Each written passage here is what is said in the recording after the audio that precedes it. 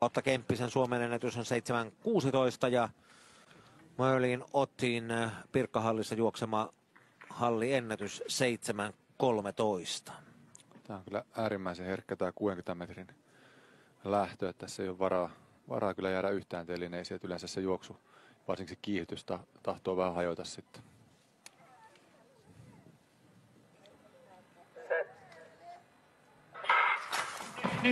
Lähtö onnistuu. Chidar saa hyvän lähdön. Lindahl kiihdyttää. Chidar juoksee parhaiten. Hänkö tulee voittoon? Ei vaan kyllä se on Kivikas, joka juoksee nelosradalta nyt ykköseksi Jyväskylän tapaan. Hänen loppuvetonsa on mainio ja rytmi säilyy tasaisen varmana loppuun saakka. Ja näin ollen naisten voittoaika 7.32. Se on sadasosan heikompi, mitä nähtiin Jyväskylässä, mutta voittaja on kuitenkin sama virolainen Kivikas, joka pystyy tässä kepittämään kilpakumppaninsa. Hän on ykkönen. Chidar kakkonen, häviää 500 kauden parhaillaan.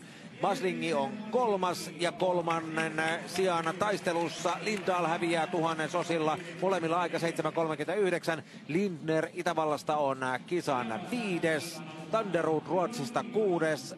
Siragusa Italiasta 7. ja Danny Walker Britanniasta 8. Kyllä Kivikasta on kuitenkin loppupeleissä aika selkeästikin hoiti, vaikka ei tosin montaa sarasosaa, mutta toi 5 sarasosakin kuitenkin 60 metrillä on ihan selkeä ero ja pystyi pitämään hyvin